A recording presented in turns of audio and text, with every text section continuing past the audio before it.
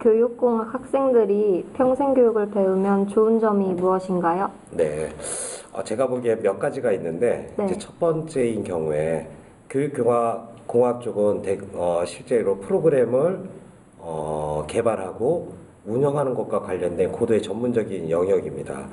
그런데 이제 본질적인 선행 조건들을 해결해야 되는데 그게 뭐냐면 누굴 위해 왜 해야 되는가와 관련해서는 기본적으로 배움의 영역에 들어가 있지만 그걸 좀 넘어서는 정책적인, 철학적인, 사회학적인 이런 고민이나 이런 부분들은 조금 부족한 면이 있거든요. 그래서 이제 그런 부분들, 즉 거시적인 관점에서 교육 프로그램을 개발하고 운영하는 데 필요한 그 모티브를 찾는데 이런 쪽에서는 평생교육 쪽에서 일부 기여하지 않을까 이렇게 생각합니다. 그래서 다른 얘기로 하면 프로그램을 잘 개발하는 걸 중요한데 그것을 어떻게 활용해서 그다음에 개인 혹은 사회, 국가 차원의 어떤 변화를 일으켜야 하는가 뭐 이런 것과 관련된 어떤 질문에 답을 줄 수 있는 영역 중에 하나가 평생교육이라고 이렇게 볼 수 있을 것 같습니다.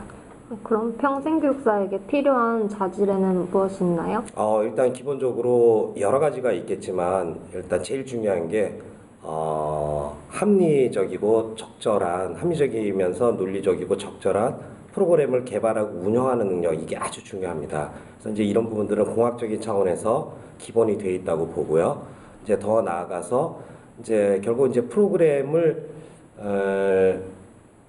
운영하는 부분들 떠나서 이제 기획하는 부분들, 즉 계획하는 부분들 말고 기획하는 부분들, 즉 프로그램을 운영하는 주체로서 사업적인 부분들을 생각해야 되는 어떤 그런 부분들을 좀 같이 고려해야 되기 때문에 경영적인 마인드 이런 부분들이 조금 더 있어줬으면 좋을 것 같고요. 그래서 다른 얘기로 하면 경영 전략, 그 다음에 이제 이걸 운영하기 위한 구체적인 어떤 그 하위 방책들, 뭐 이제 이런 부분들의 일환으로서 도구로서 프로그램이 존재할 수 있기 때문에 요 상위와 관련된 이해 이런 부분들이 좀 필요할 것 같고요.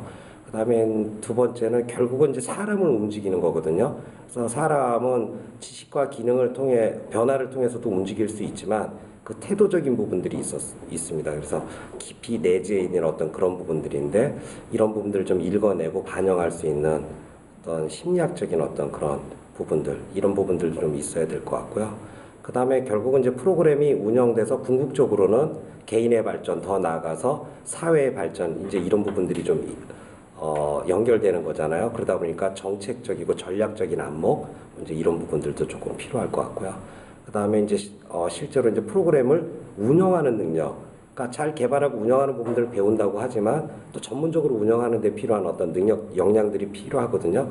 뭐 대인 감수성이라든가 그 다음에 설득력이라든가 뭐 예를 들자면 이런 부분들이 같이 좀 필요할 것 같습니다. 그래서 전체적으로 정리를 하면 마케팅 능력이 좀 필요할 것 같고요. 지금 이제 갖고 계신 프로그램 개발하는 능력, 그 다음에 대인 관계 능력, 그 다음에 실제로 어떤 교육 운영상의 여러 가지 문제들이 생길 수 있거든요. 일과 관련된 문제, 사람과 관련한 문제, 이런 이제 문제를 해결하는 능력, 뭐 이런 부분들이 같이 좀 필요할 것 같고요. 그다음에 이제 보편적인 어떤 그런 부분들에서는 합리적인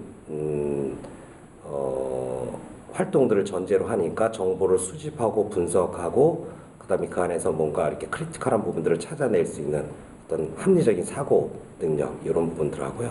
그 다음에 실제로 머리로 하는 게 아니라 이건 현장에서 부딪히면서 하는 거니까 실천력 이런 부분들. 그 다음에 이게 너무 좀 쉽게 얘기하면 운영하다 보면 방대해지거든요. 그래서 일들이 많다 보니까 과업 완결성 이런 부분들도 다른 영역보다는 많이 필요로 하는 뭐 그런 능력이 아닐까 이렇게 생각을 합니다. 이상입니다.